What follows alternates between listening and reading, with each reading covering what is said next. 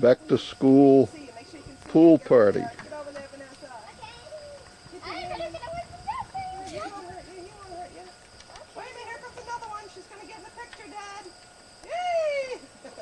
What's your name, young lady?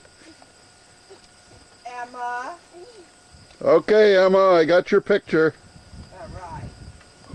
Who's that kid sitting on your left? Kevin. Kevin? All right, who's the one on your right? Oh, I know him, Max. Uh-huh. Uh-huh. Vanessa. Oh, I didn't see Vanessa. Hi, Vanessa. Hi. Oh, I got a close-up of you, too. How old are you? 6. 6. Wow. I wonder if he First grade with Kevin. Right? Yes, no, we can't jump off the ladder. You want a little up. I'm getting too hot. Too hot in there, huh? Okay, well, we're going to get ready to go. Emma, have you got your swimming suit on? Yeah. Okay, great. See, Afterwards, but see, it's not too active for you. Kevin. Okay, so whenever, after Dad comes back. You hit me Okay. anyway. Good.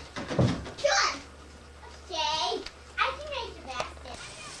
So we start unpacking all those. It's a parade today. Look at the camera and wave.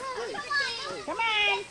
Hey, come on, it's first grader waving time. Do it, do it. Hi. Where's Keenan? You're sad, Tina. Don't put it in the pool again, okay? I wasn't. And I wouldn't touch your clothing with it if I were you. Yeah, the colors are after.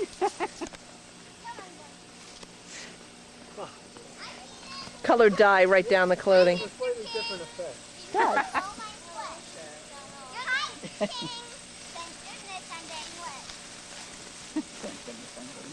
guys are too much.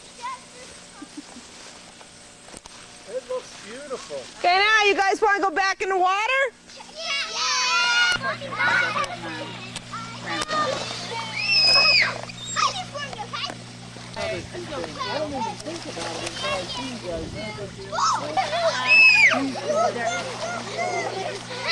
There's someone over there.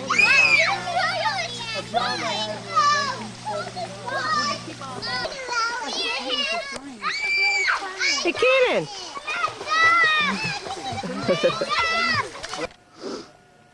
Labor Day weekend, September 4th, 1995, and it's the Monday at camp. Everybody's gathered around the campfire watching the food being cooked. The waterfront is just as still as can be, with the water extremely calm.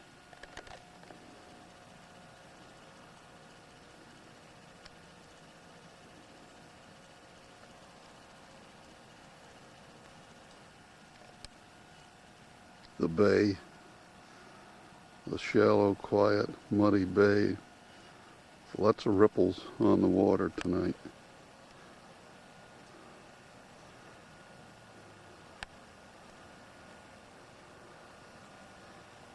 The trees on the other side are reflected in the water. It's so still.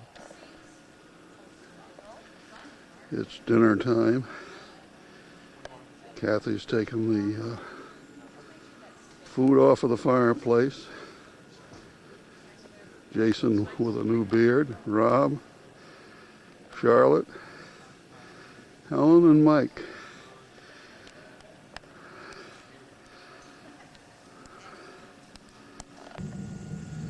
It's Sunday, September 17th, at Mike and Charlotte's house in Syracuse, and we finally finished the greenhouse yesterday at 6 o'clock. White pine board and batten siding,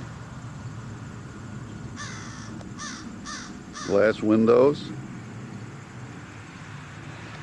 Strange occurrence. Black crow cawing away is sitting over the top of the greenhouse on a tall spruce tree. The glass windows were fastened with 4-inch drywall screws so that they can be removed at any time and replaced.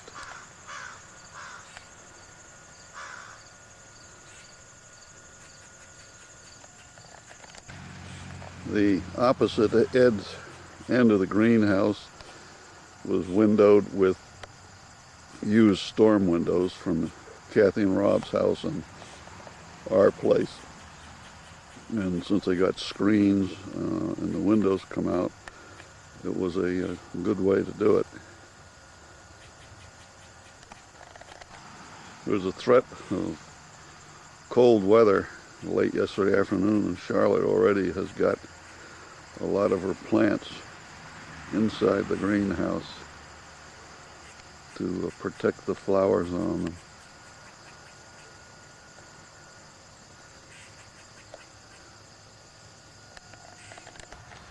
This is the back side of the greenhouse. We used a storm window placed laterally for one central window, and the roof was brand new shingles left over from Kathy and Rob's house, with Jason almost single-handedly installed himself. Did a nice job. You notice the lines of the shingles are fairly straight.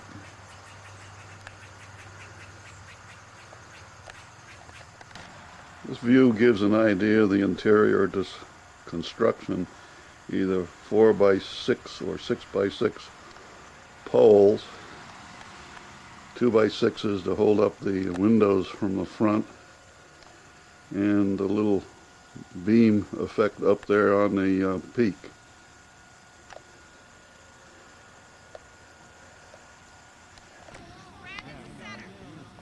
Sunday, 9:25 at the Schoharie schools, and the soccer season has started again. And there's Coach Kate out there instructing her little kids. Watch your teammate. Get in there. Oh. Get it, Nick. Nice. Stay out. Stick with it, Austin. Get out of there, Peter. Get down there, Tyler. Get down there. Get Pete. Get it, Ryan. Get in there, Tyler. Come on. Keenan's playing fullback today in front of the goal post. Nick, nice. Nick. Blue team, split up. You're too close.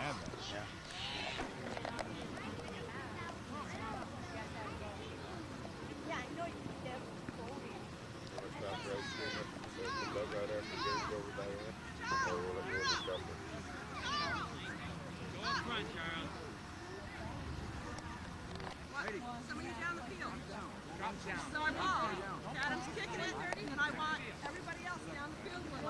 Adam, I want you kicking it to somebody, okay?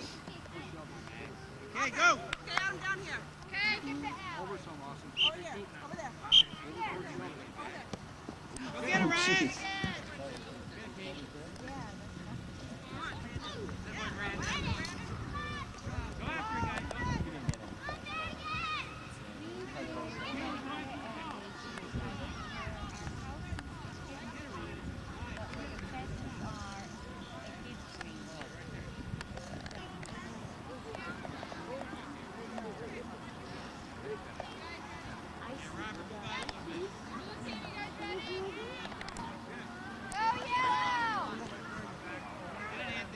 guys.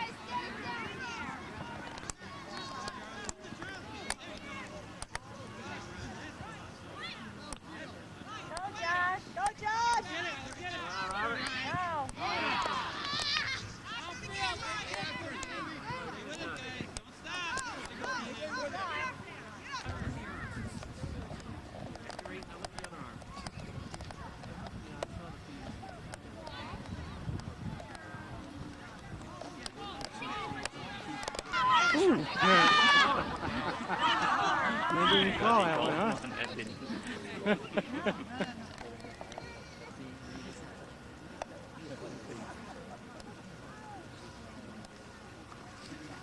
Game is over. Keenan's team unfortunately lost.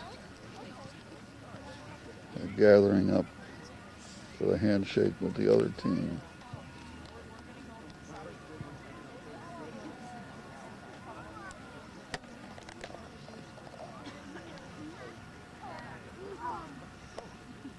Kathy and Keenan at the head of the line.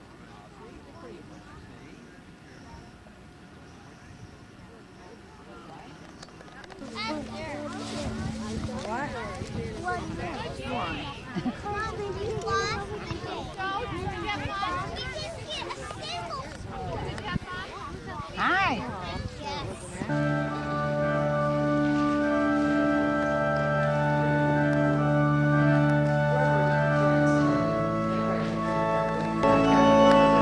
My counterpart with the professional equipment is all set to photograph the bride and groom as they arrive.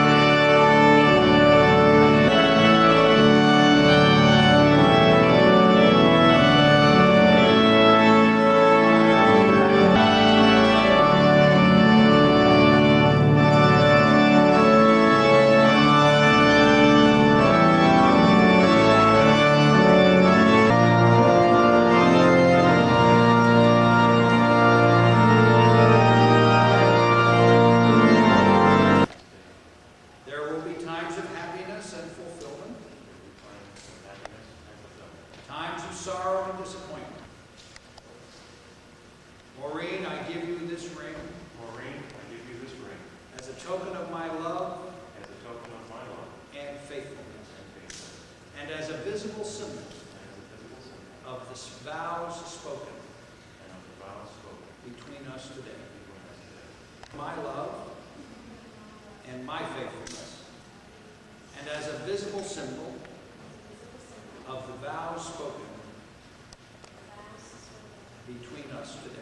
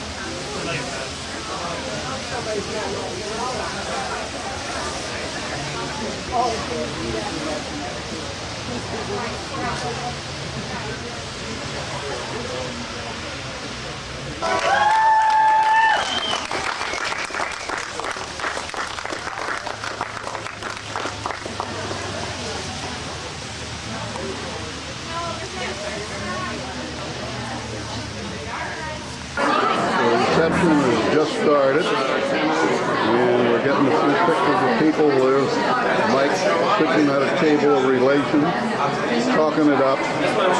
Just watch that mouth go.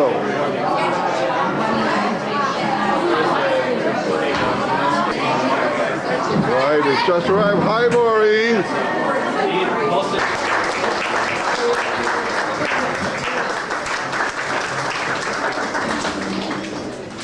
With our wedding party, pictures from Chamberlain, accompanied by Patrick Brown. Light out, Jason.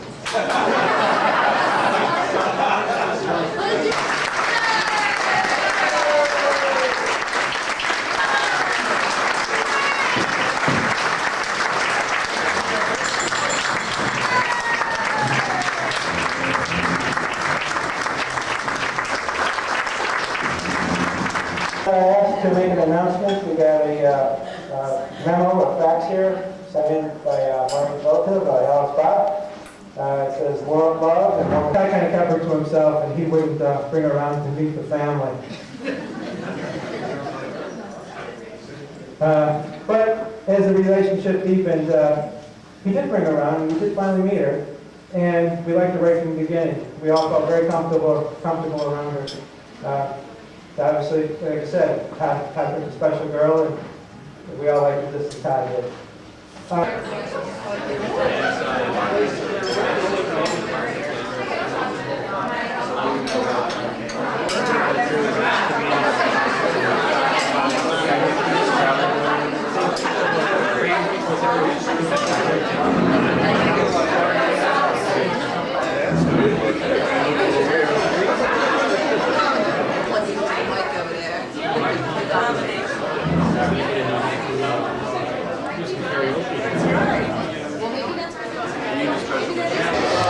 Probably is. I can't help that.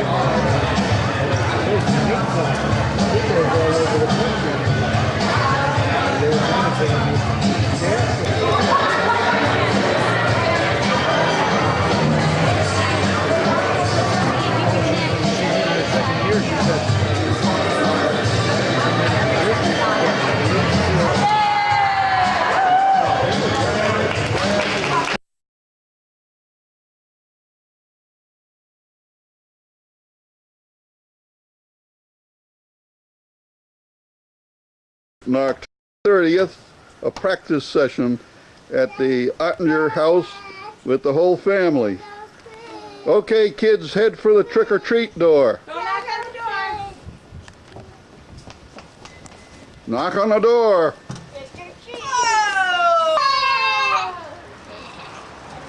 Get open them. Not Halloween yet. Okay, bye. Now you have to go. See you later. It's nice having you come. Come next year. Thank you. Bye.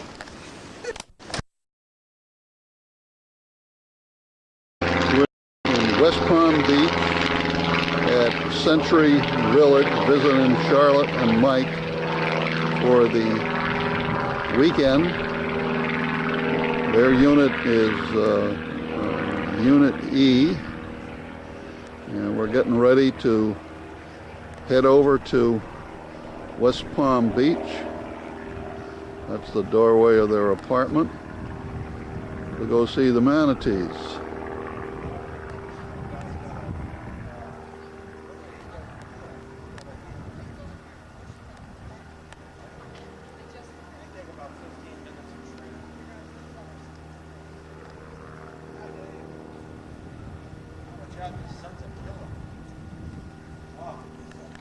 That sun is bright. The former water tower at Century Village is coming down piece by piece. It'll be reconstructed elsewhere. It's Notice going the to be labels. reconstructed elsewhere. There's little pre-cuts, partial cuts in the side, and there's a man up there now with a welding mask. He's making the final cuts. So this crane, which is very, very tall, can bring the pieces down to the ground level.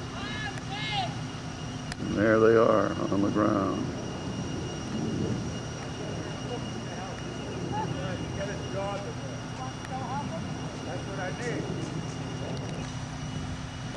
The workers are standing inside on some sort of a portable scaffolding arrangement. Fred, you got that flame in? Now, Fill it in anymore.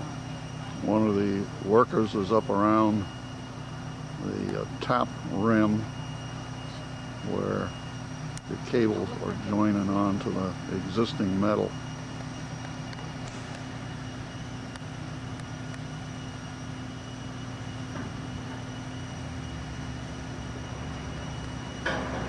As Helen said, they couldn't pay her enough to go up there and do what he's doing right now.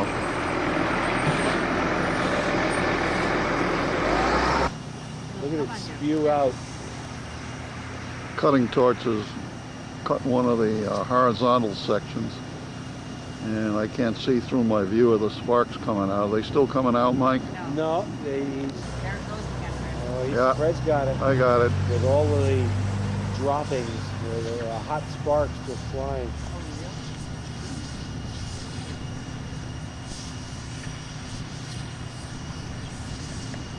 Game is really quite impressive. That very first one that you and I saw, Helen, that was really shooting out about 3 feet. You get a pretty good view of distance there. Coming out 4 feet. State Power Bank. Oh, at the roof, yes, Syracuse Savings. Almost at the Syracuse last Savings cut Bank. to free that piece. Yeah, he's got the very edge to do at the. Oh, he just lost his spark. Welder is working on the very last piece. Hopefully we'll see the whole thing suddenly swing free. Oh, you can see the piece inside. Flying off. One corner of the section has come free, and there must be another slight attachment somewhere. Chip off that slag, and apparently that's not fully. Oh, he's doing the railing. Last bit of the The railing. last bit apparently is a circular pipe railing that's being cut off now.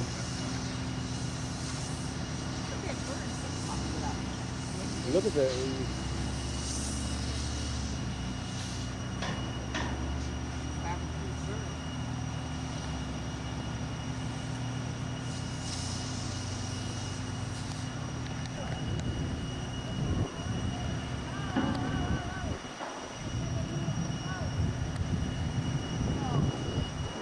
For some reason it isn't coming loose. And I just heard the other guy with the pry bar say those famous 2 words. The first one was "oh." I don't know if you could hear it. Did you hear him? Finally the piece is swinging free. Now they said whoa. There it is.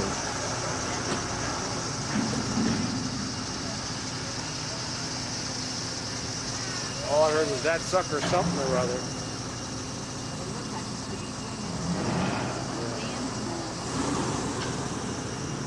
Ah, there's a railing on the inside too. And I can see imprint on that or under that rock.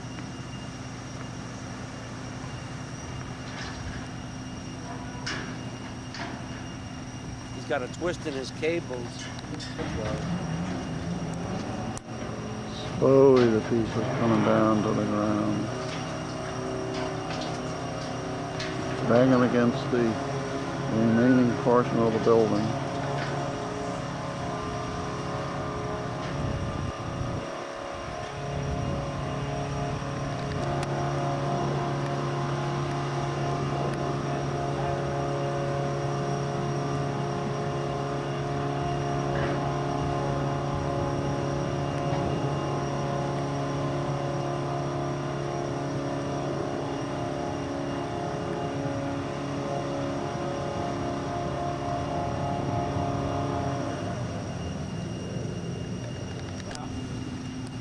Up at the top, workers sitting around to doing the work on the next piece. You got the porthole open too. You see the porthole?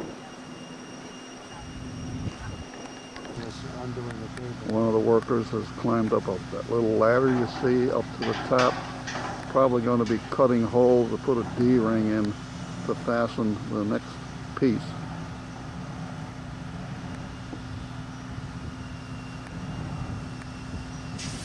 And so we leave the dismantling of the Century Village water tower.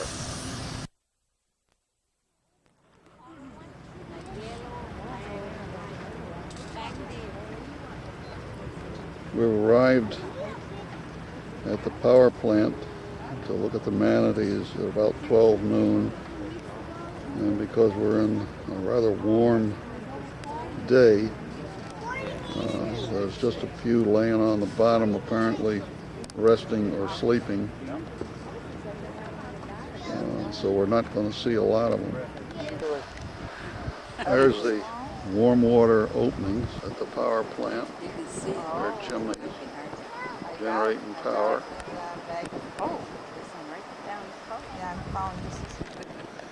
This one came up to the top for a second or two. Check my watch.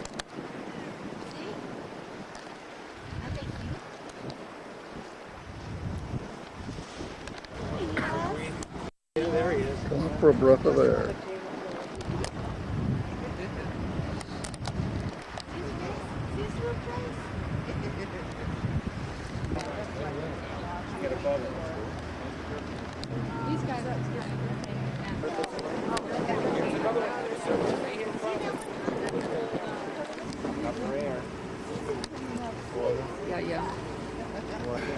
Water.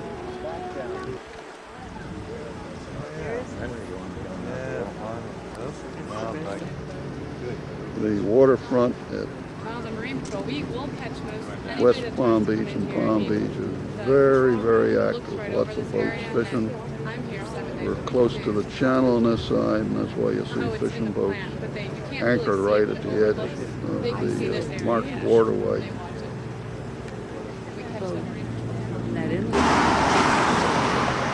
We're on our way to the Keys, and we've stopped at a rest stop. We've discovered 3 baby otters swimming around and fishing.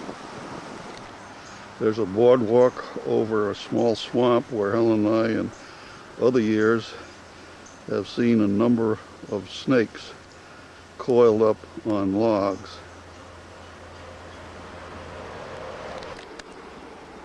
Otter has come out of the water and he's resting on this log. Beautiful black, sleek coat. They've been catching small fish and eating them.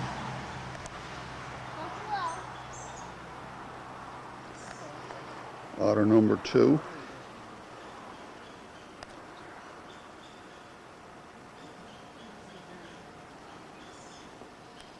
Posing almost, primping his fur.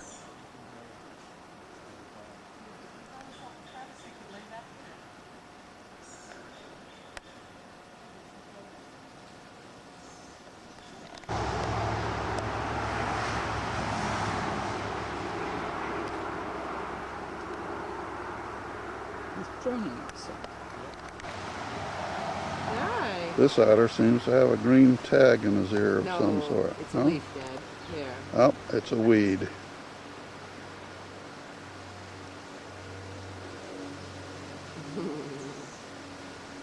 Aw.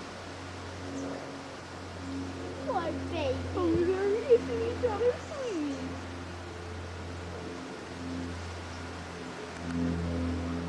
What do we name them, Tina? Well, these are probably babies. Hey, I see a few bubbles. See if they have Oh. This is a typical water spot for Florida. Road, bridge, a canal on the other side, and then water on this side. We expected any minute to see an alligator swimming under the bridge coming into this little cul-de-sac of water.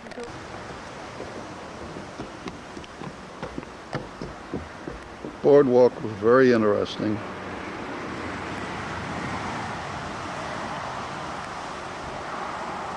Otter number 3 was behind this log all the time, and every now and then he'd stick his head up and you could see him, but he was sort of hiding away.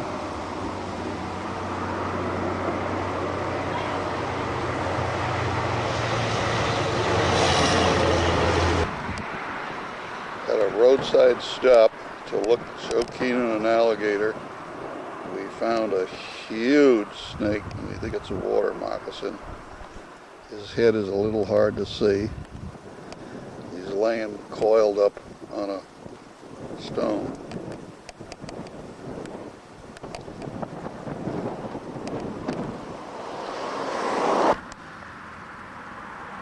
Helen, Kathy, and Rob walked down the road to look for more things.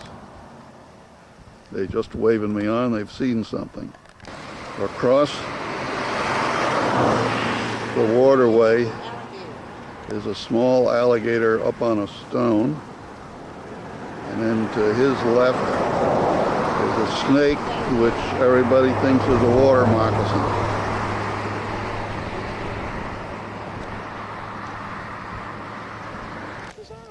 We're on Anhinga Trail after eating lunch, and we're up to about our 9th alligator now, and we've barely got into the trail. And here's this neat little one with his mouth open. Maybe he's going to come over here and fight with us. Now remember, you got to run straight away from him. This one is just 6 foot from the edge of the walkway, so we really have got a good view of him. Look at his teeth hanging out, you know. Yeah. Didn't he just make a noise? A blue heron.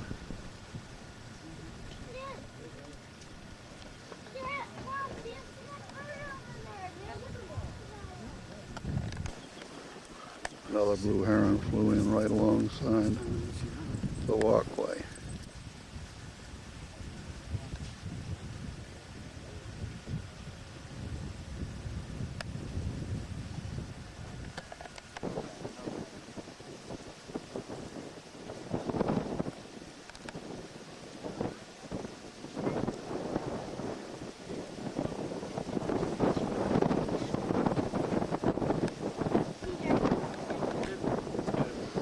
This gator looks like he's starting to develop some girth.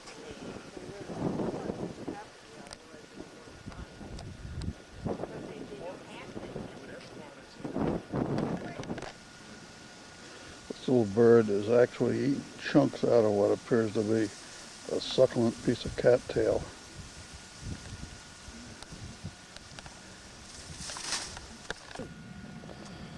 A huge spotted garfish. 2 feet. There's another one. Coming out of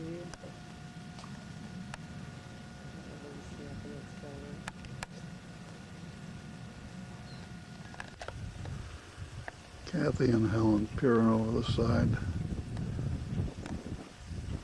looking for anything that's close by to the walkway.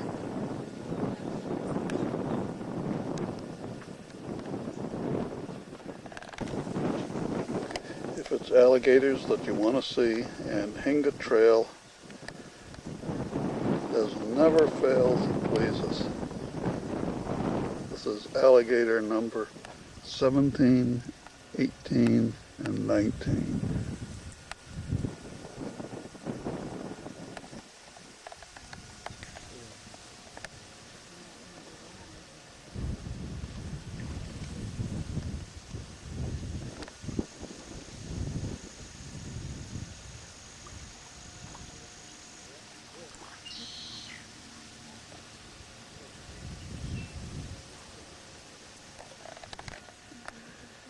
Alligator number 21 in a very curious pose.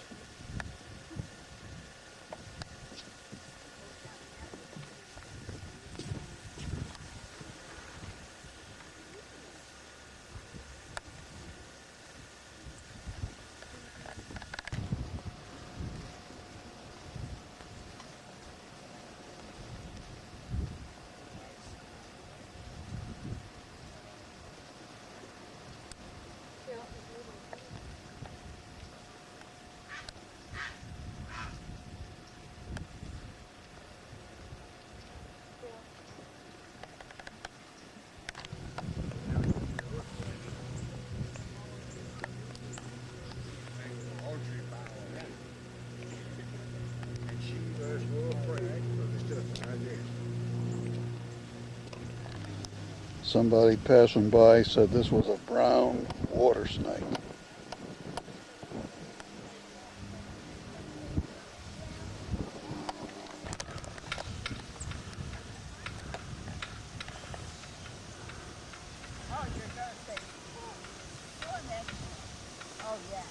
Hey, Keenan.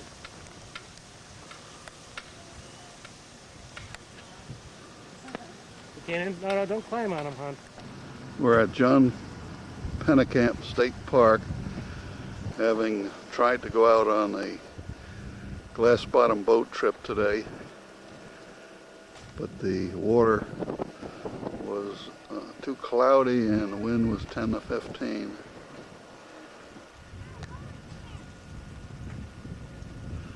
Rob's sitting in the shade, staying out of the sun, which is very hot today. The swimming beach is an enclosed area, somewhat enclosed, and it's very tropical.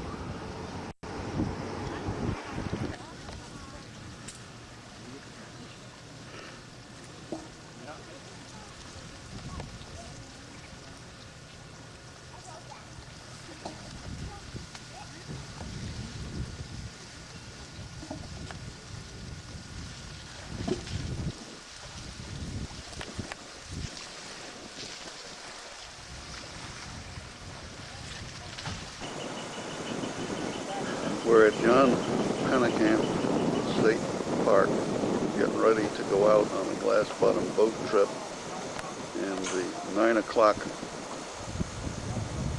snorkeling boat is loading passengers.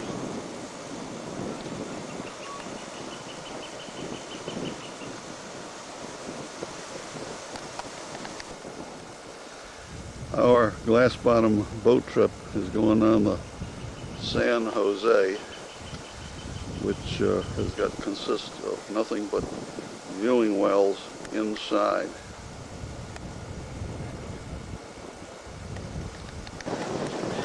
The snorkelers are getting their instructions from the captain before leaving the dock. There's a mixed bag of ages, little kids and elderly people on the boat.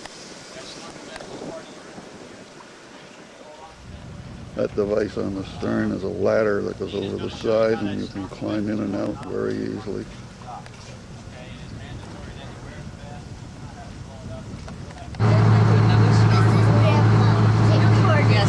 It's loud. That's where I saw it before when I first came here. I don't know if that.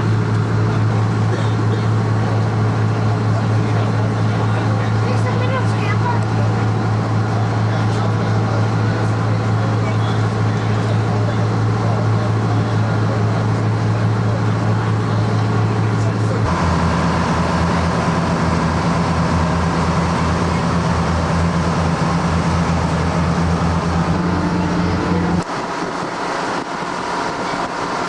Just reached open water.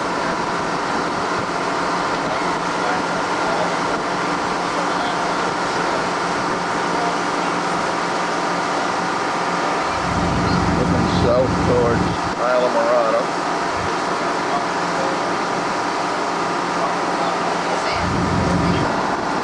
They do not allow dredging any longer because it does affect the life of nearby coral reefs.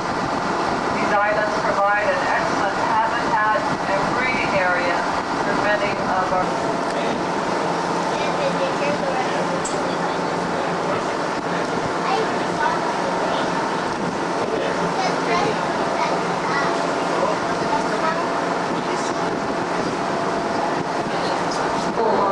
approved great coral there in the front. But also back here, it's very rigid wavy coral with the white edges. This is what we call fire coral. You do not want to get close to the coral as it is, because it is that limestone rock. It's very sharp. But I talked to my husband yesterday. It was 60, so that's not too bad. Oh, well, you survived. Yeah, I can go back now. Yeah. Actually, we all love the snow, but we've had enough. Oh, sure.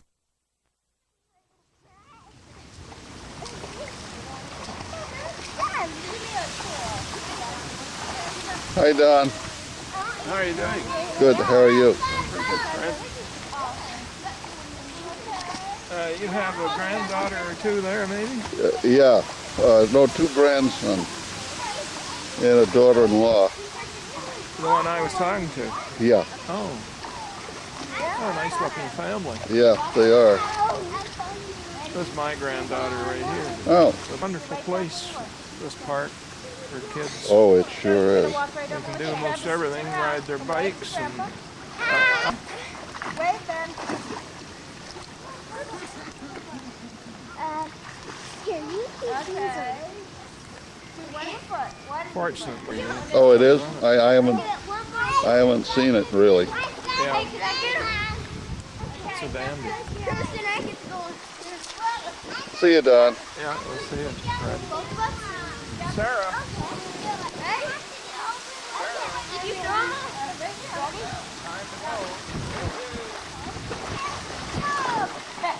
This one here. Walk right over there. You go either side because it's all the same. How much more time do you want? I'm done. How much more time? How much time do you want? Go right around. Oh, easy. Okay, walk over there.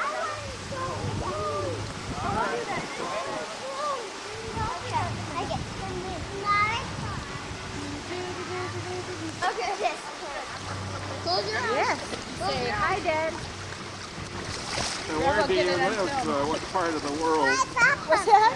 What part of the world do you live in? Oh, Connecticut. We got a sailboat too. It's sitting in our yard. It needs a little work.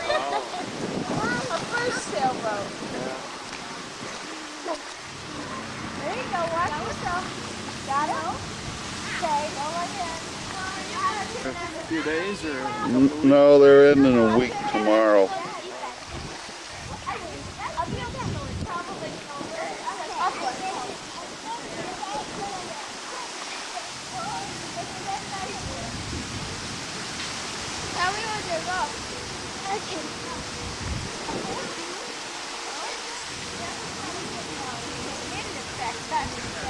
Can I go? No.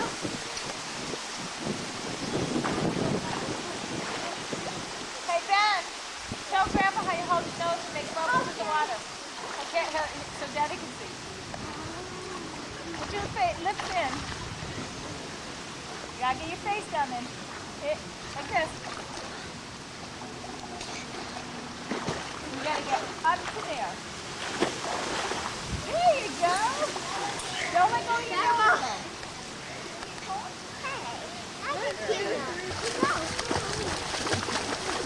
This is from not even letting go with the steps. The first. Except I've been hearing about it off and on since ago. Paddle with your hands. I wish it would save the article that was in the newspaper the other day. Go, right, go. Here comes Brian swimming and Ben motoring. Go, guy, go. Good job. How many? I'm getting out. Did you get one? Oh, we'll go. You gotta get over here. If you want to go, take a picture of it. Well, you can try.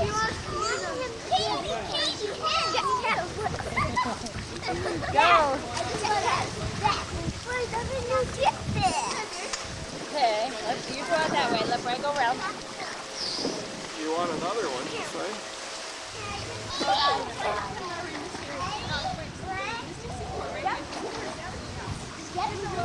And one's over there.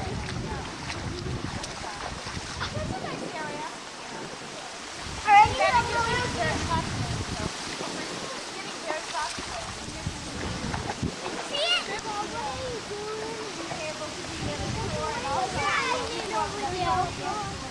ready? Go.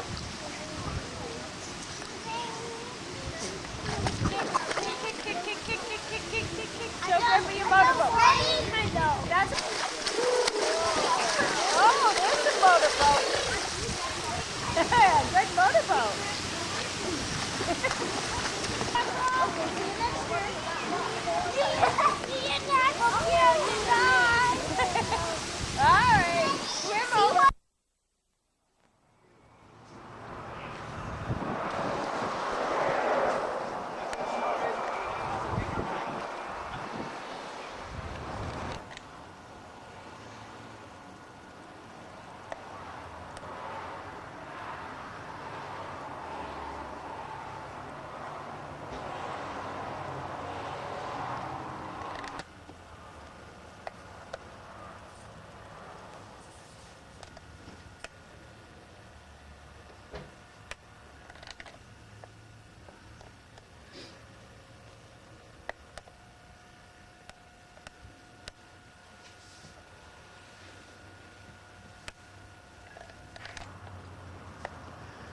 single lever faucet and porcelain sink in the kitchen.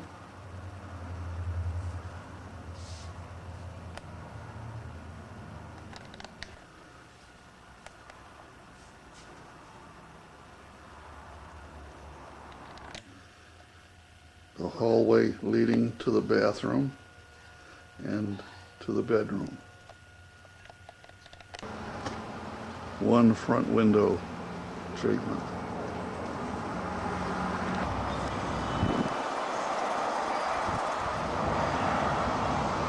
Example of a roof overhang.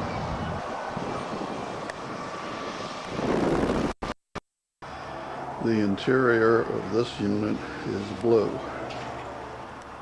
a very light blue.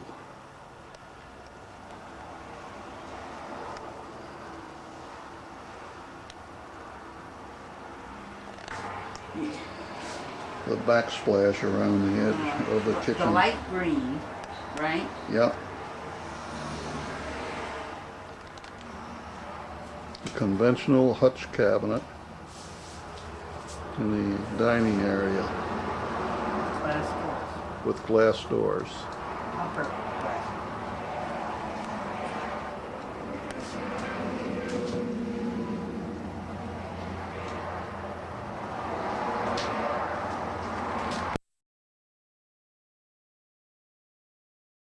Memorial Day, 1996 at Cloud9 Camp on Echo Lake and Speculator.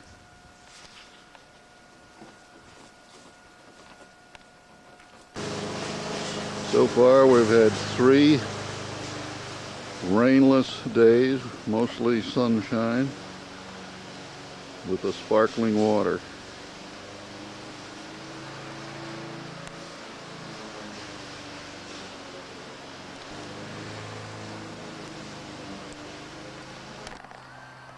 Here comes Jim and crew on the last ride of the Memorial Holiday weekend.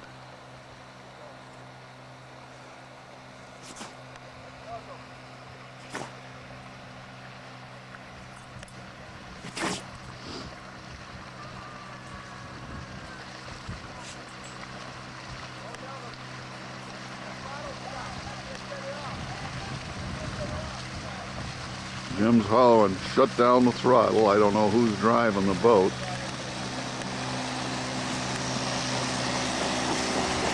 Oh, it looks like it's Brian.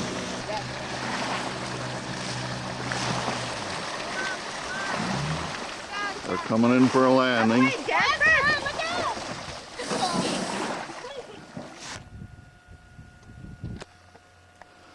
Brian is turning into an avid fisherman.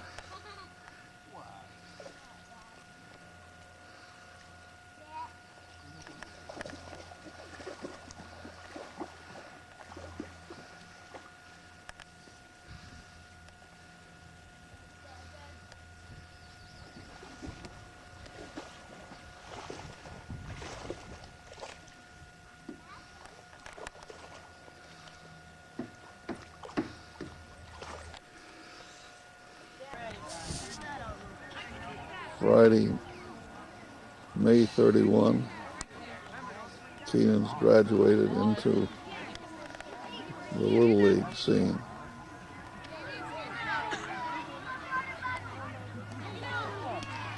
Good hit. Oh, man.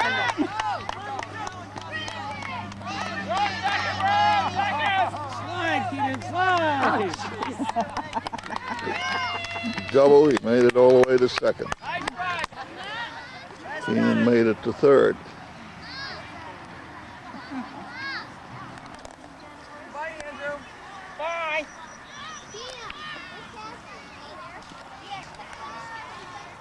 Okay. Infield, raise it close to space. John, you be ready, bud.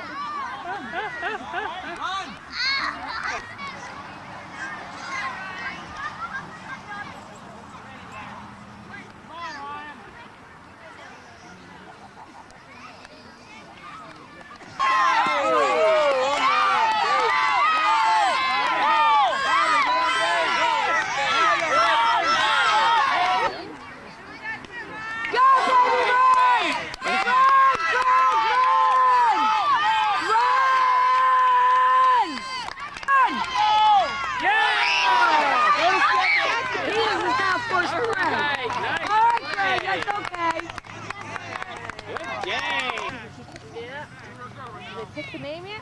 I don't think so. I have. Keenan's on first base. Here, here. Oh, you got it. Kathy and Rob sitting watching the game. Watch the antics on the bench. Number one getting ready to bat. Keenan got a very close haircut, but I can't pick him out there on the bench. Keenan's up, bases loaded, Megan's on third, and there's Keenan at bat.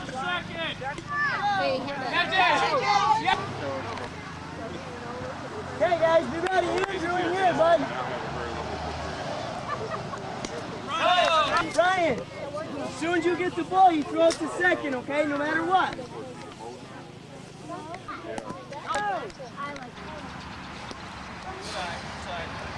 Bobby, move it a little more. You like that? We're at Oakdale Pavilion, attending the picnic graduation ceremony for Ben Ottinger, who is graduating from nursery school. People are starting to arrive and pick out their picnic bench somewhere under the rather large pavilion.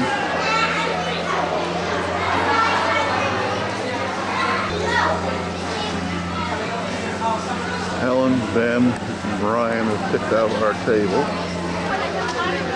That loud noise in the background is a mower mowing the grass at the last minute.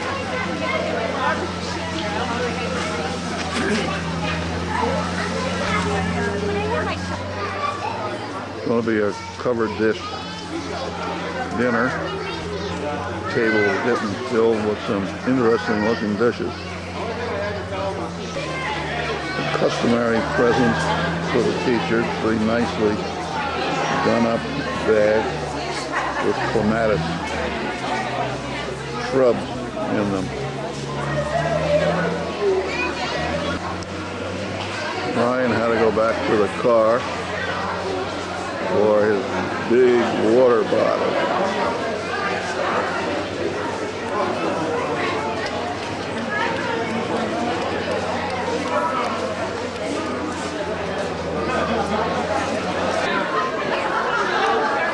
Jim just arrived, as Gail said. He'd come in on the North 40.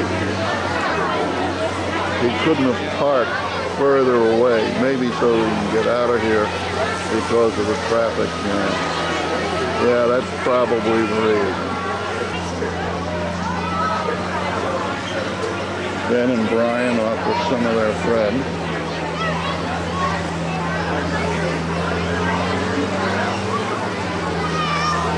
Mother and little boy on the blonde hair is posing for a picture. Right? You want to get a band to make here? Where's your mom picture? You want a band picture? Oh, all bleeding already.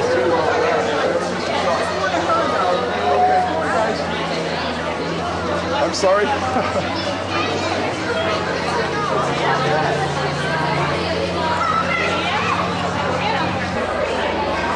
This is a happy graduation handprint flag. Handprints of all the kids that are graduating.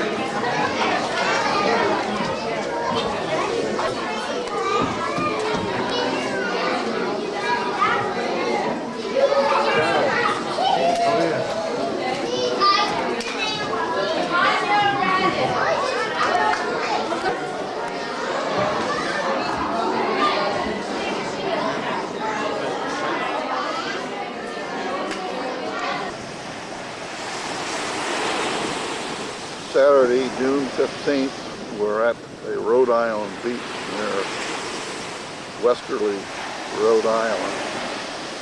The beach is very wide, it's open to four-wheel driving, and it's much like our Cape Cod beach.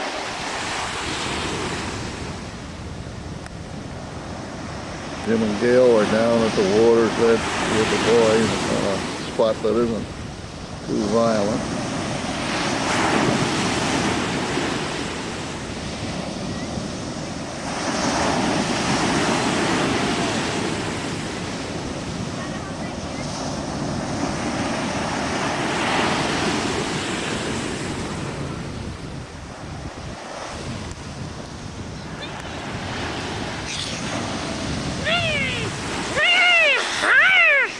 Oh, don't get water in it, Ben.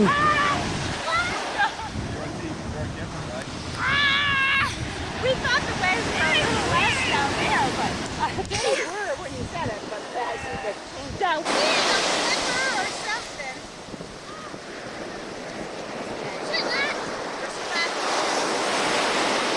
Yeah, one of those Scooby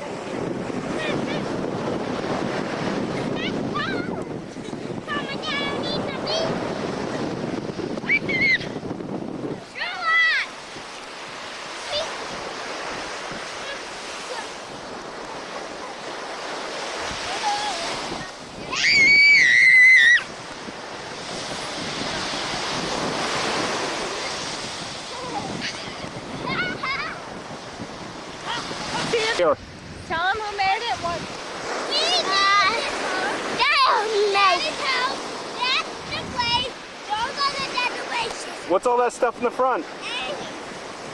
What's all the stuff? It's just stuff. Okay. What kind of stuff? Animal crab stuff. Crab. And then shovel up and then jump. Brian, what's that stuff in the front? What is it? No, the stuff in the front of your hole. What's there?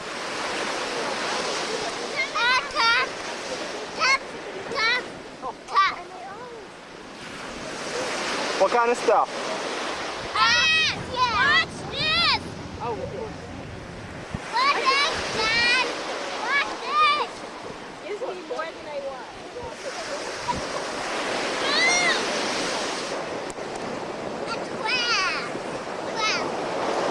Cheese crab! Cheese! Is that thing alive? No, it's dead! What is that, Brian? Clamshell. Clamshell? It's a crab! Hello, spitting crabby! Hello, hello, spitting crabby! And hello, spitting crabby! Hello, spitting crabby!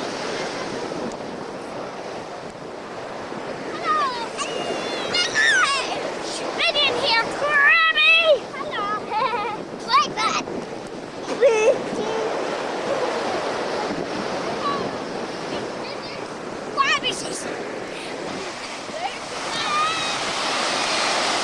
Okay, let me see you wash his hair.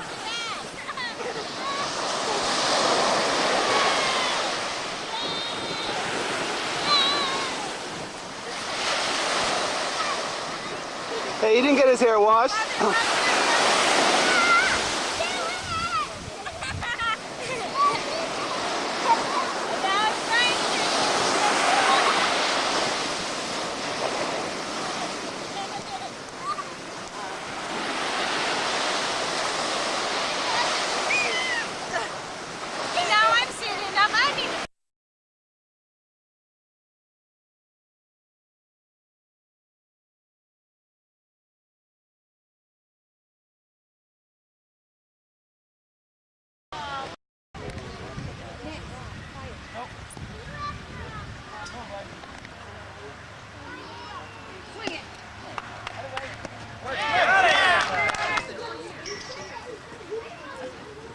Ian just made it to first base. Come on, Mason.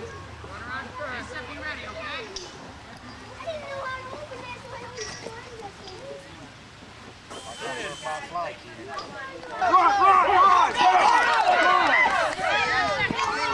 All right, here we go. Here we go.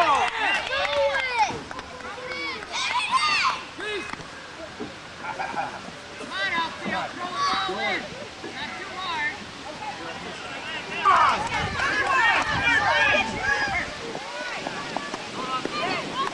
All right, come on. Keenan's at bat for the last time in this game today. Takes the first cut, getting ready for the second pitch.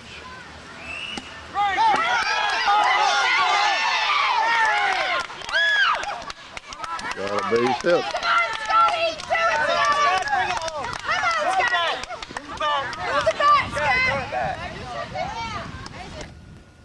We're in Baxter State Park for 3 days on a camp at a log cabin on a lake. We just spotted a moose, and Fred's going through the woods hoping to drive him out on the dirt road that's ahead of us. He ran down the road in front of us for quite some distance, and then he dodged into the woods right about where Helen was standing. This is Fred's and Lisa's new Chevrolet Tahoe, loaded with 2 kayaks.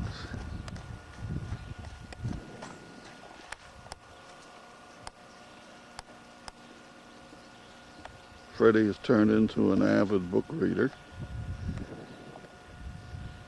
Star Wars. This is a place called The Ledges. and it's for fly fishing only. Beautiful rushing water.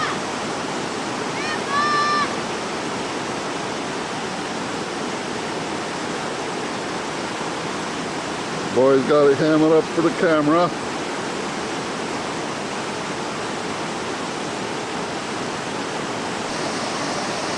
Beautiful fishing water. Downstream.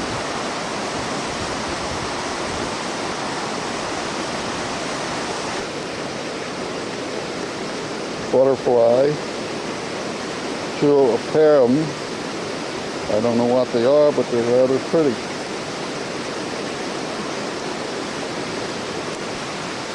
The scenery in Baxter is beautiful when we get to opening. I don't know which mountain this is, but it's plenty high.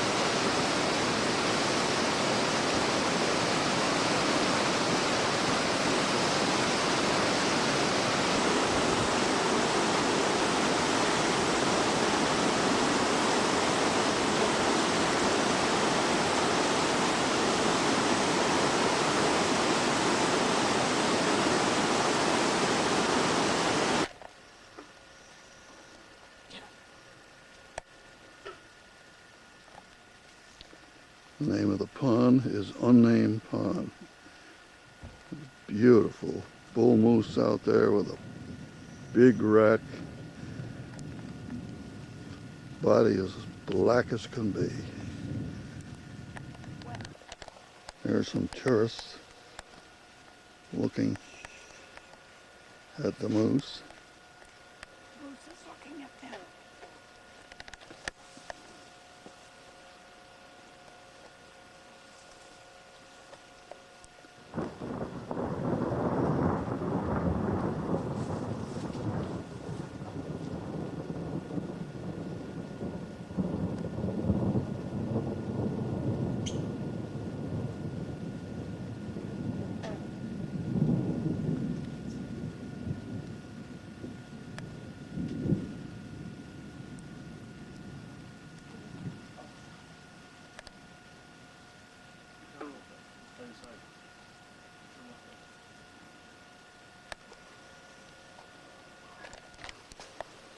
Another view of the same moose.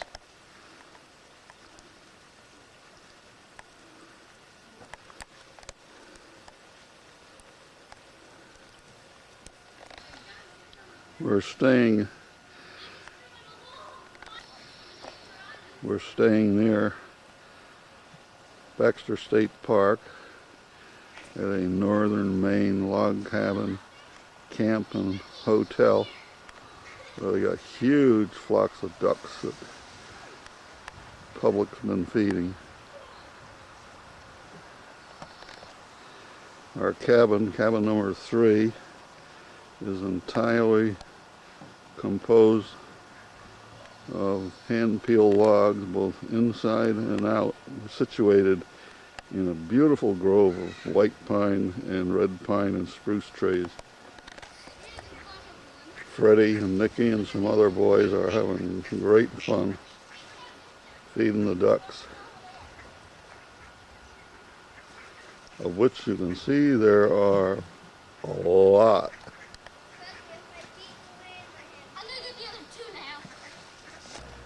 We're getting loaded for day 2 to go into the park and go fishing on Able Stream for trout.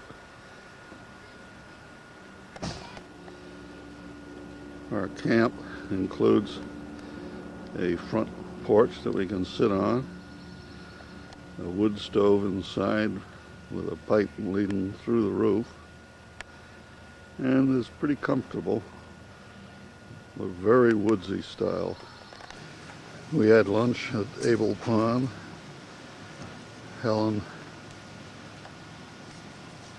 and Lisa went kayaking. We're loading the kayaks back on a boat on the car now.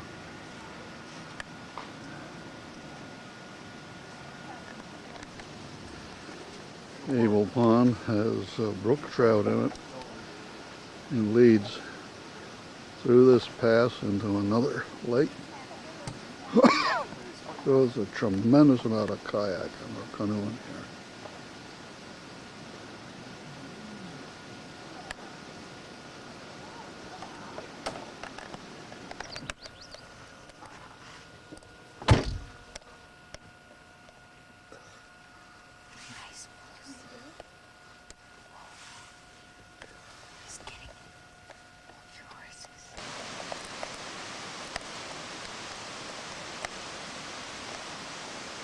Oh, I wonder if that's the bigger one.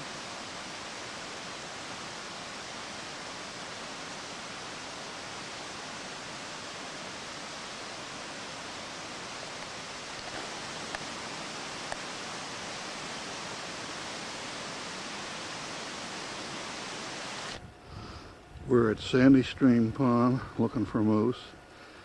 And our first one's out on the other side of the lake. Pretty deep water. Just brought its head up. Looks like it's a cow from here.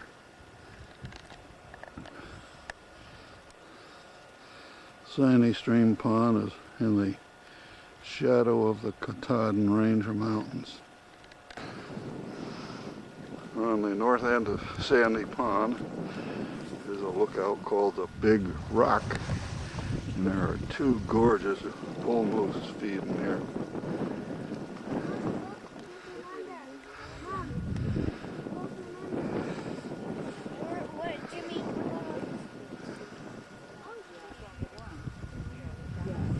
This one hasn't brought his head up yet for a long while.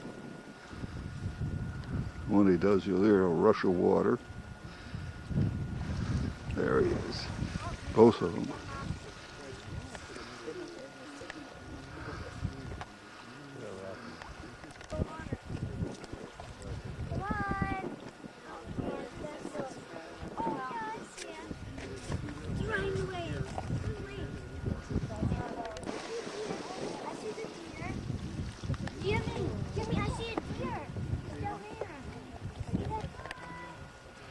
The other end of the lake is a very light-colored deer feeding.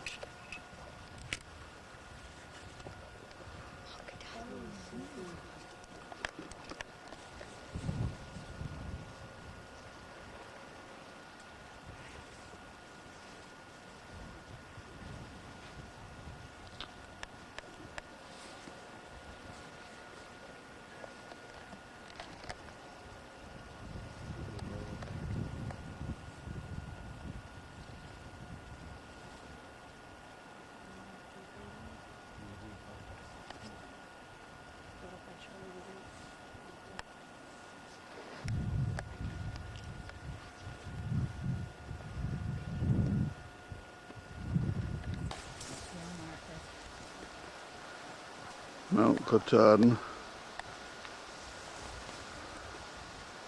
on the south side, knife-like ridge along the top. It's almost its own weather up on top in terms of storm clouds.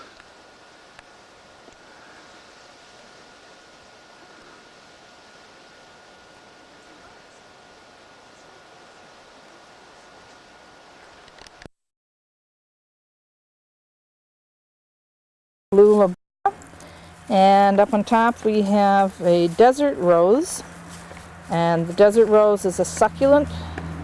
They have Franciscan ware with the desert rose pattern on it, as I recall, and we have a cat who's meowing for his dinner. This plant I picked it up in Florida, and it was in flower then. The flower stopped. I put it in the greenhouse up here, and it started back up again.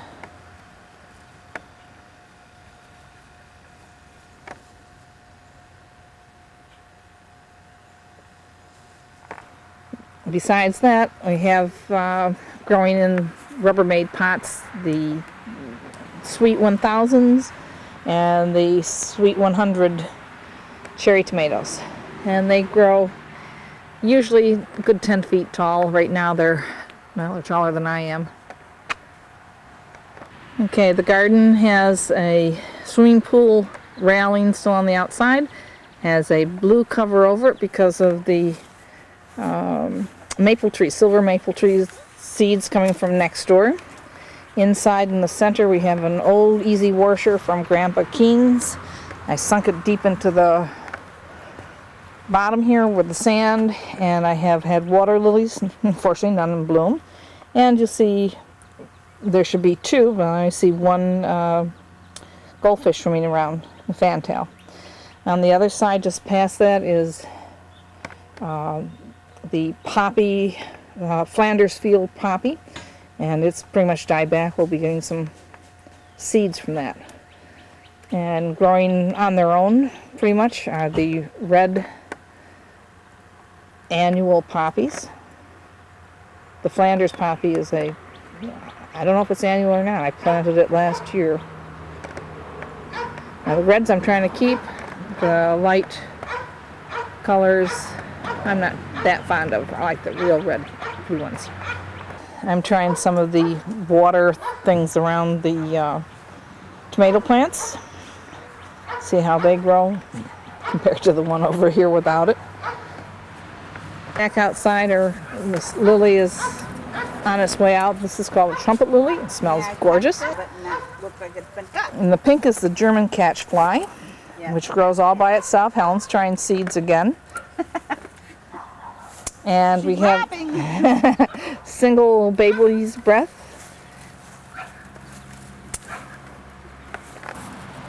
And this is the Oswego tea, or Monarda. This is the reddish purple, looks different as sunlight hits it. You can see the two here. And there's the red. Now my red supposedly is not as red as the other. There's another small baby's bush down in here. That's another single. It's supposed to be double. And Gaillardia, I keep pulling out the Gaillardia, it keeps coming back. And this is going around the outside of the swimming pool. More of the German catchfly, more of the red Monarda. The red doesn't seem to be as strong as the purple is.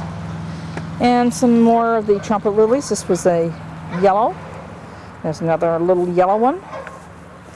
And then we have some mint and some of the white daylilies. Most of the lilies have finished up here. Here's another trumpet lily. And we have lilies yet to go. And around the side we have asparagus.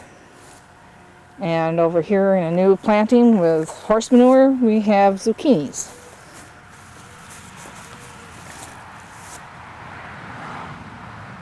One of the new plantings I have is double baby's breath. Right, and here's more of the lilies, again on the side of the swimming pool. The gorgeous colored ones have already died back. I've deadheaded them. Some pinks and some yellows. And of course the poppies. And this is the C status that's growing, the white. And this is the Summer Pastels Achillea. And this is a pale pink. And there's supposed to be a little yellow in here. And some of the rudbeckia that's left that I haven't pulled out. And this is by the black walnut tree, which I know you're not supposed to plant underneath, but the plants are here first. And we have garlic. And we have more of the rudbeckia. We have more trumpet lilies in the pale yellow. And a few cosmos, not too strong. We're adding annuals in here. And some very pretty dark orange lilies. And more rudbeckia. It's supposed to be a white swan rudbeckia in here. And there's a small pink lily that was gorgeous. And believe it or not, this very large trumpet lily that is a good 4 feet tall smells gorgeous. Wish you could smell it. And it didn't get knocked over, and there's nothing holding it up. And yet, not far away from it are the tomato plants that with the winds got knocked over. Amazing. Okay, we got the greenhouse with the pink part of the door not showing. That back up. These are peppers that got whitefly. They've been inside throughout most of the time, and they've been growing wonderfully. The whitefly's been growing wonderfully. And the only thing that's wrong is that they turned out to be bell peppers, and they are supposed to be sweet banana peppers. Surprise, surprise. So anyway, we got lots of peppers. Most things that were in the greenhouse are now outside. We're hoping for warm weather this way. Hibiscus tree, and I've got not in flower jasmine bush. It smells wonderful. We've got some lilies. All these are new plantings around the side. And of course the names, I don't remember what they are at this point. We've had lilies, got lilies in blossom, and lilies are on their way out. And again, the red. These lilies were very, very nice. They were pale pink and just absolutely gorgeous. Now over here are the rain lilies that Helen's going to have. Anyway, we need to change a battery. And these are the rain lilies. Been called many different things, and they come up and not, and this is what Helen has. Just never know when they're going to come up and blossom. They have to be treated like calla lilies, not left out during the winter.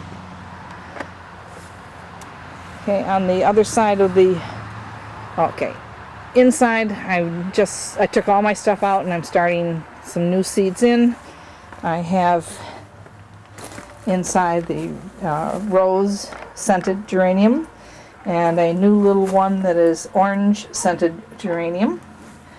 And I have the, not in flower yet, which I lost most of, the double flowered, pink flowered begonias.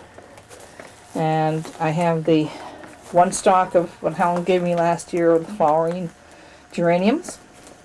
And a blue flower that's been unidentified from Marion's. And the mandevilla that hasn't flowered yet this year, but probably will. I haven't done too much with inside yet because we had to take care of a door that came off, but I've been listing the different lilies that I'm trying to grow that were put in as new plantings around. And one of the prettiest ones was this electric that was orange and pink. Got lots of pink ones. Here's the map of where I put everything. And the pictures of the ones on the sides that we just saw. Okay. And they're Asiatic lilies or they're Oriental lilies and a couple day lilies. What you're going to be looking at next is the one called Treasure. And just outside the door, here is Treasure. Asiatic lily, about a little over 2 feet tall. Very, very pretty. Oops. It changes color when you stand in front of it too. These lilies are on their way out. They were massive, massive lilies that were white on the inside and dark pink in the edges and inside. Here's another yellow trumpet. And boy, they smell nice. Here's one that's, where'd it go? There you are, going to open. And a hibiscus pot that was inside. Lots and lots of German catchfly. More hibiscus, not in flower. Another hibiscus. My bamboo in a pot. And some of the lilies that were on this side. Most of them are out of bloom at this point. These are, I think, day lilies. And a very unusual one with a yellow where the thing curls back, the petals curled back on it. Right up, trumpet lily. And these are where the electrics were, where the orange and salmon were nicely done. And those poor little things down here are the foxtail lilies. That's one. There's one missing. That poor thing's number 2. And there's number 3. Not much. I have some annuals I've stuck in there just to give some color to it. Some poppies naturally. Some of the milkweed. Some of Mom's peonies. And it's been growing for years. Wisteria won't do anything like flower. The last thing we have, the pink calla lily growing in that new bench. And I have red verbena hanging off it. I like red and pink. Other side, and we've got calla lily just beginning to open. And then my giant size lilies. These are the large red calla lilies. And these are considerably larger than the others. And we have naturally an unusual one where it looks like the leaf has grown around it. It has a leaf, another leaf, one going around, and another going around. And looking at a normal calla lily, there's only one petal that should go around it. Anyway, so it goes. These will be white ones when they do their thing. And these were yellow ones, all giant size.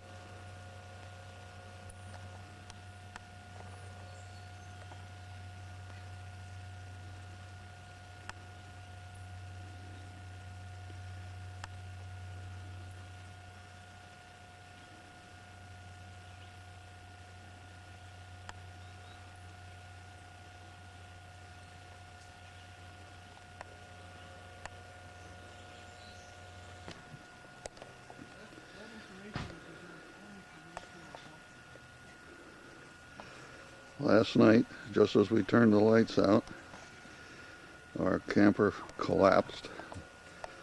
The front left jack bent, and luckily Helen and I got out without any bruises.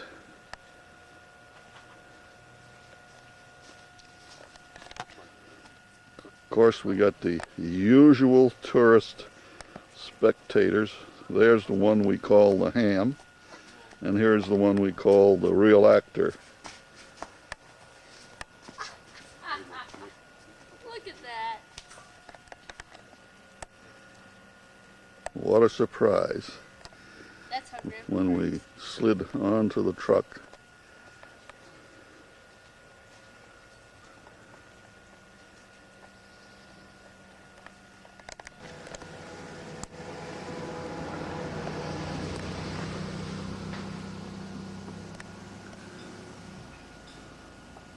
Fortunately, the front corner caught on the tailgate.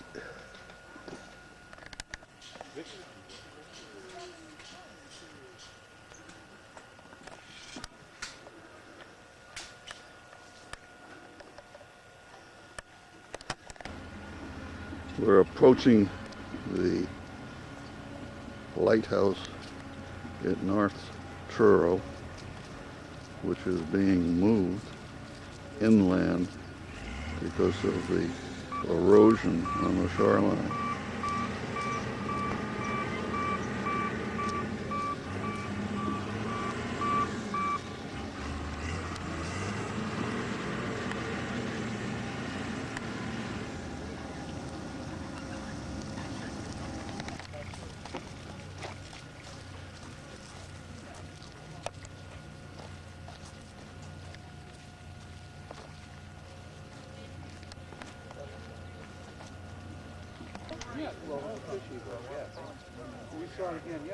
This is the old house that was associated with the tower, and we understand the last 50 feet of the tower was moved yesterday and is being lowered into place.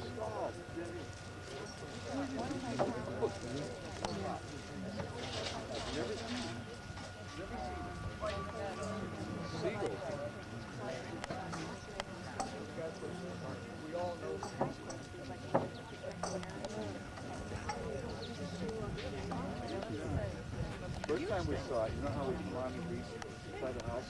They're coming down. She's sitting right there at Grace Point on a post.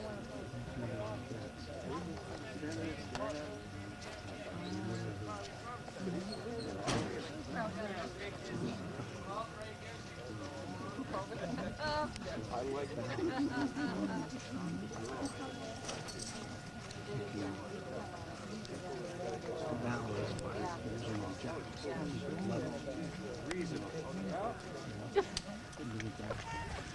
This is our second visit to the Highland Lighthouse, which looks like it's been lowered into place, and the residence that went with it has been moved a considerable distance towards the lighthouse since we were here 2 days ago.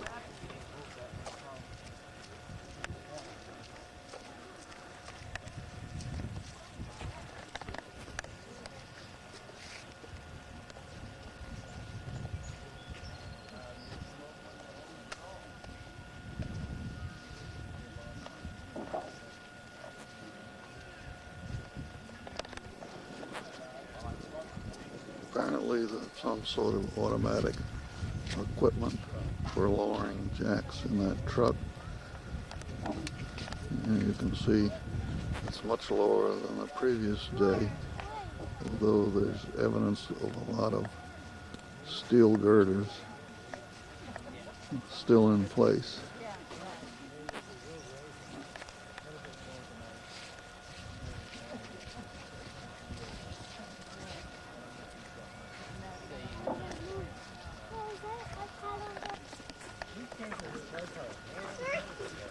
The radar domes at North Curl and the Jenny Lind Castle to the right.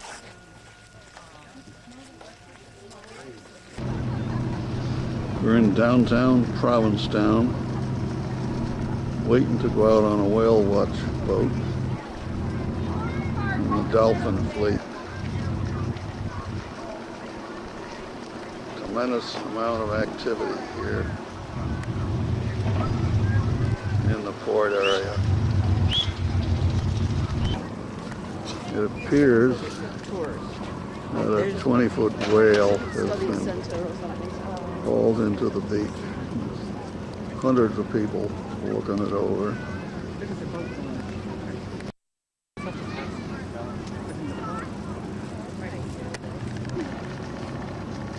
A sailboat is just departing for a late afternoon cruise full of passengers.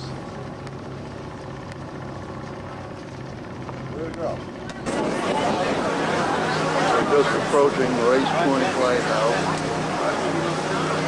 Everybody on the beach. There's the lighthouse itself.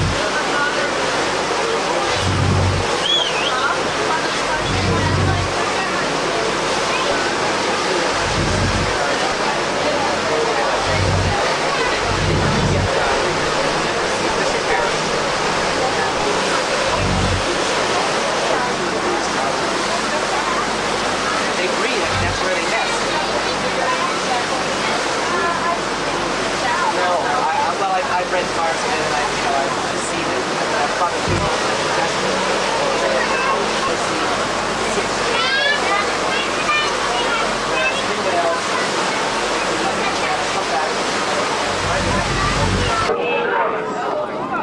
These whales range 55 to 70 feet in length, and they range up to 70 tons.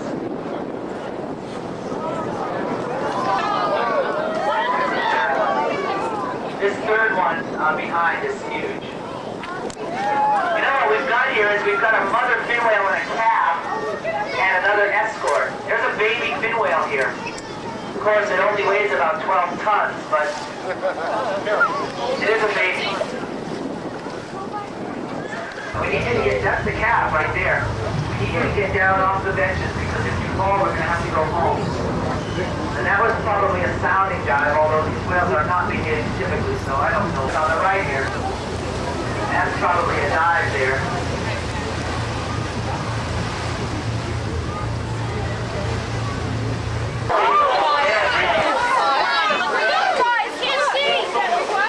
Squeeze the kid in, okay? Watch his tail, kid. Did you see it?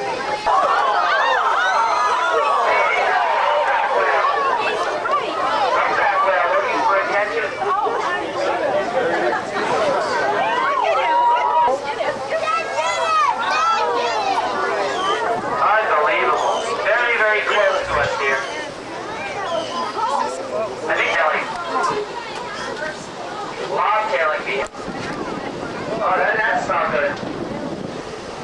I told you something had happened this dive. I wonder what that means. I'm going to tell you something, okay? Don't take your eyes off the water on the right side of the boat. Another tail breach.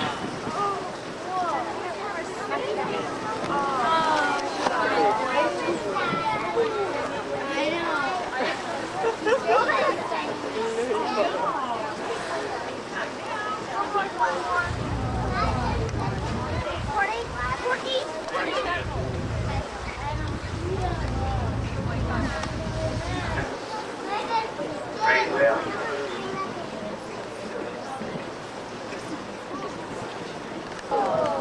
No company there.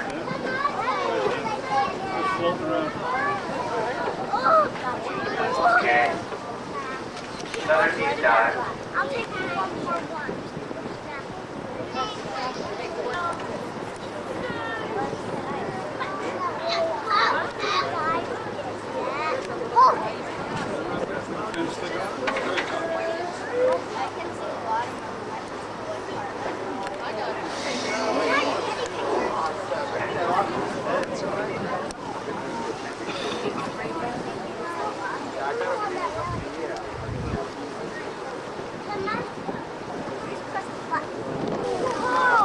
That's a good dive, yep.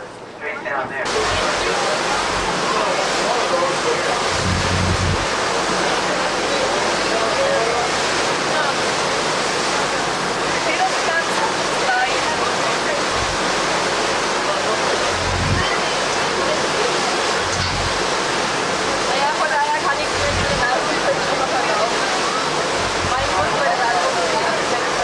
Beside us on the right, lunging out of the water here. Calf coming in off the stern, off the left side. Here comes the calf racing across the bow. Wind bump. That's a tail reach.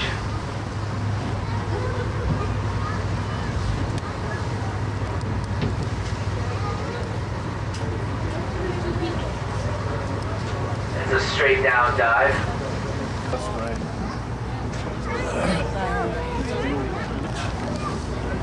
Yeah, this is a photo op. This is a Kodak moment if there ever was one. You got the sun line there, you got the calendar wall shot.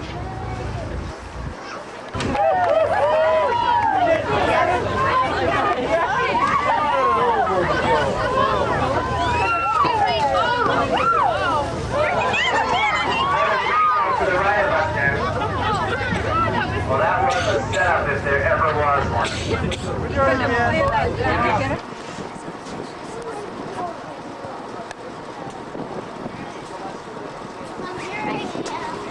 I know you are. There's Denver. I didn't touch your glasses. Whoa!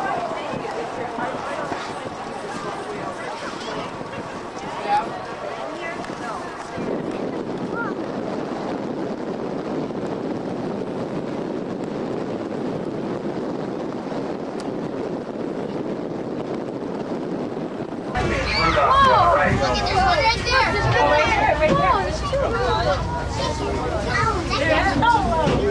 Watch now.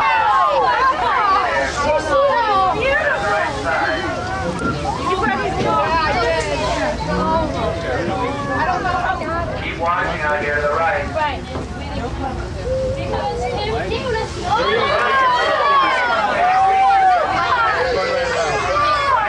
Don't hit him.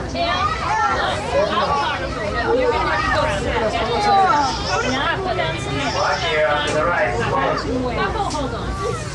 Over here, Ben. Over here. Watch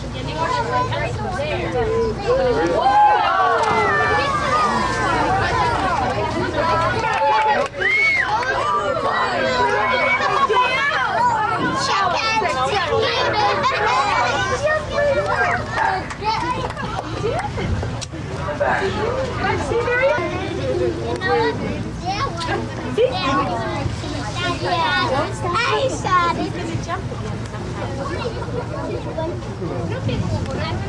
You didn't show me. Just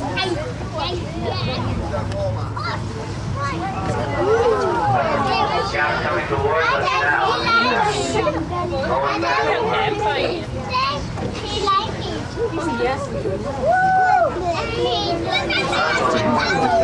Up here too. Right side. Hey, a whale called Bandit just went down ahead of us. Right here off to our right, you might have seen a dark flick. Bandit does close his mouth before surfacing when he's feeding though. That forces a lot of fish to the surface. Wow.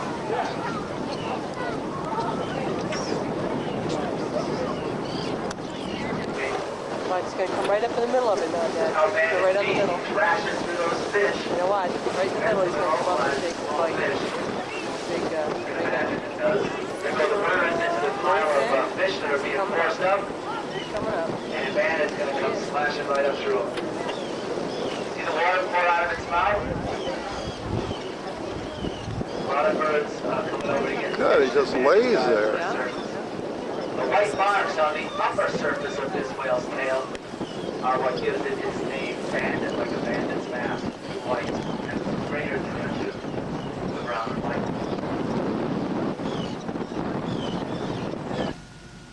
Monday, September 16th, in Florida. We're at River Woods Plantation to watch our new unit to be installed. We're parked on the next door lot. There's the remains of our screen room ready to be hauled off to be re-erected somewhere else. And the first half of the unit has been set in place on the lot.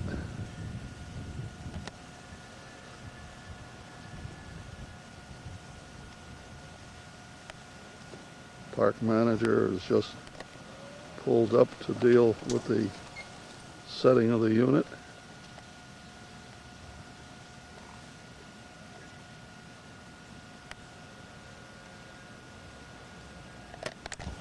Our surveys takes front and rear. Shows the sides of the lot lines.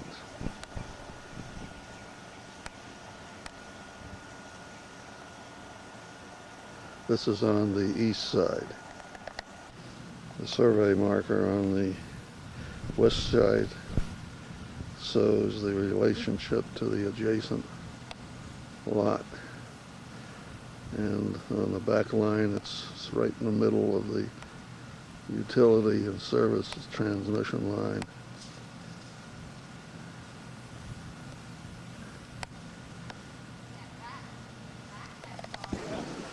The second half has just arrived and they're getting ready to back it in.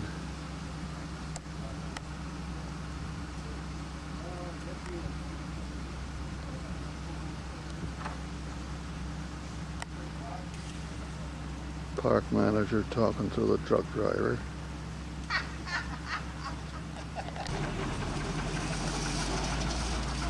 Come back. You got 5 feet before the slab. Take your foot in over your waist up now. A little bit your way. Straight back. Huh? Straight back for a few minutes. The tires are right on the edge, Fred. Huh? The tires are right on the edge.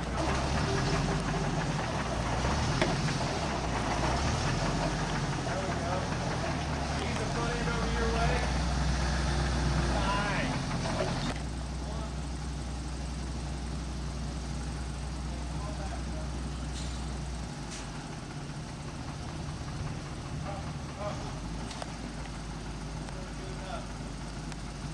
Set it on the roller and all that.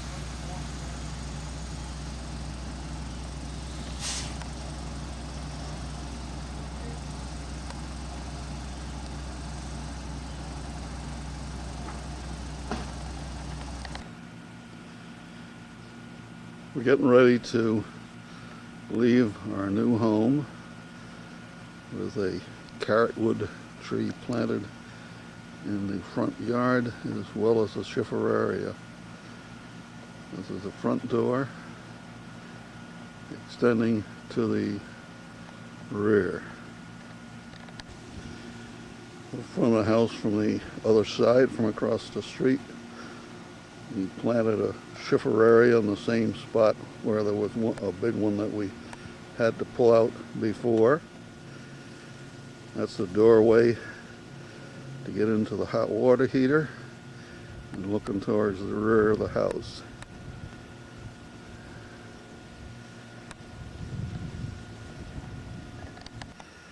Our rear of the house features a new 2.5-ton air conditioner and a set of stairs coming out of the rear door. The rear steps open into a small utility room at the rear end of the house. And looking again towards the front, where we hope outside the front door to establish a brick patio when we come back in January.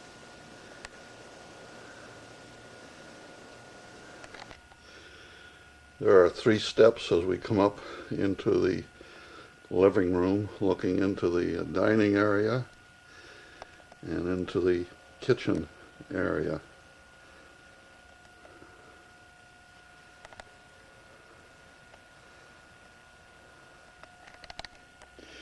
The dining room corner has our previously purchased glass top table where we're going to try and get some additional chairs, and more than likely we'll keep it or paint it.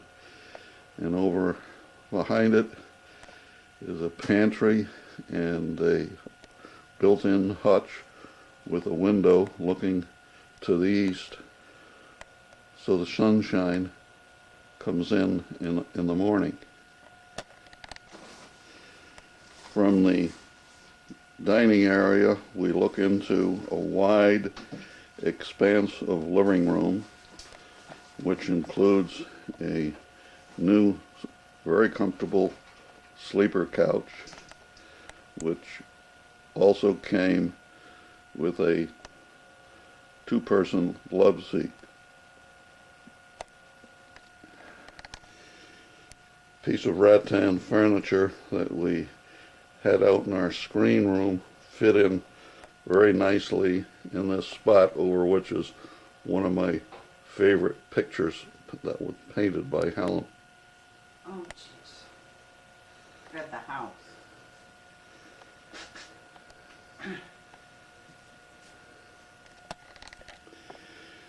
Helen likes her kitchen, which has a new microwave in it, and also a dishwasher that is a lot bigger than our previous one. We have a hall leading into our bedroom with a bathroom to the right. This is our bathroom with two doors, one into the bedroom and one into the hallway. We have a window to the rear which also lets the sunshine in the morning, and the wall at the end of the bed is complete with mirrors and drawers for storage. The bathroom that leads off of our bedroom has a conventional bathtub and shower. The hallway leading to bedroom and bathroom number 2 and the utility room had an ideal spot in which to install Helen's shell collection that she amassed over a period of several years here. Bedroom number 2, or the blue room, because it has a blue rug instead of a green rug, is somewhat smaller and features a set of wall closets that have bifold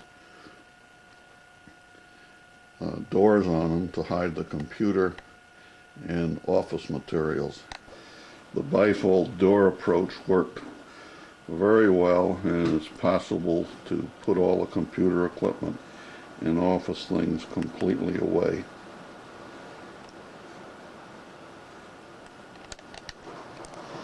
Bathroom number 2 is also done in blue and has a very unique shower which includes 2 seats, one on either side, that you can sit down while you're showering. Includes a lot of storage space also. Our back door leads into a small utility room which is approximately 5 feet wide and includes a whole set of built-in cabinets that are not quite finished, with a work tabletop and also plenty of room to store our bicycles. Another feature that's new to us is an island arrangement as part of the kitchen with 2 bar stools that to sit on. There's a stereo at one end and a telephone outlet, and we're finding that this is very handy to do a number of household tasks at, and also to do eating at.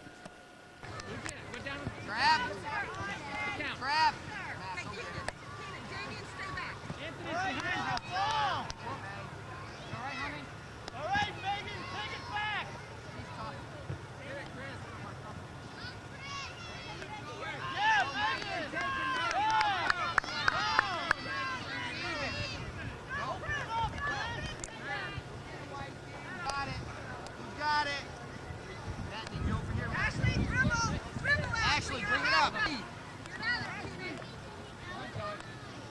Guys, way over here, wide open. Get it, Becky, out, out. Good job, Becky. Good job, guys, let's go. Kelly, get there. Try to stay up. Kelly and Becky. Becky. Becky, it's yours.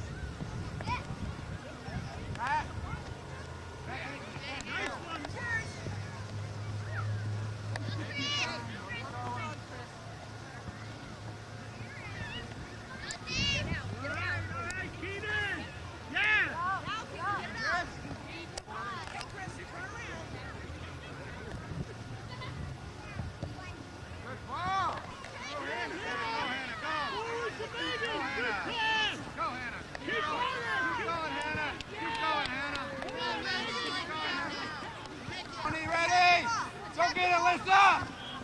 Kick!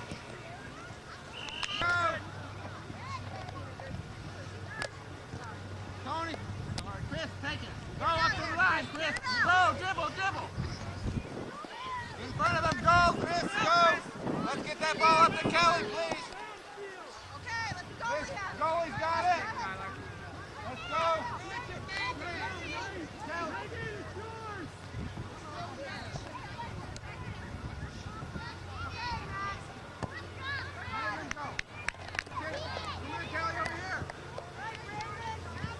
go. Tony to me, please, now. Throw it. Let's go. Piss up.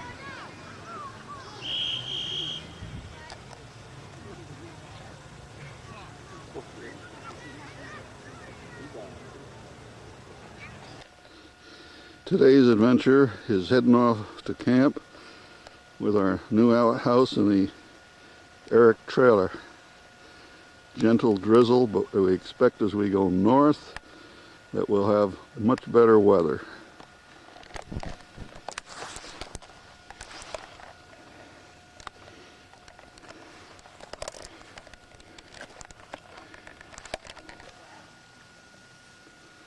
We're in the process of unloading the new outhouse, which was brought up on the Eric trailer, and we got it positioned over the hole, and now we got to pull the trailer out.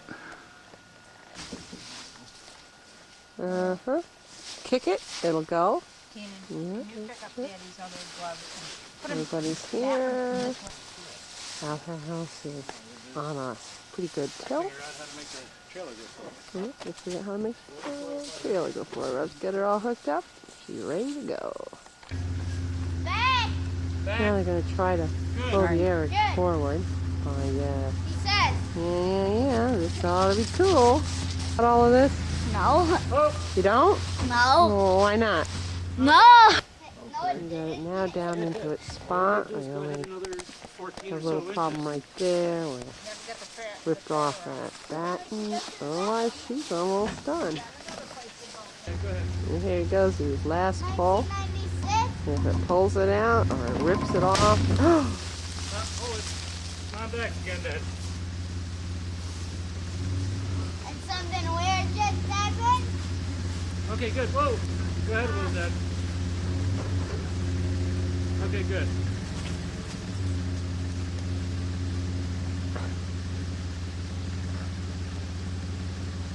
Something fell up and this is not. There it goes. The new outhouse is leveled up and all finished and ready to use. The poor old green room is slated for a bonfire, maybe this winter or next spring. And the new house, because it's made out of red cedar, smells just great.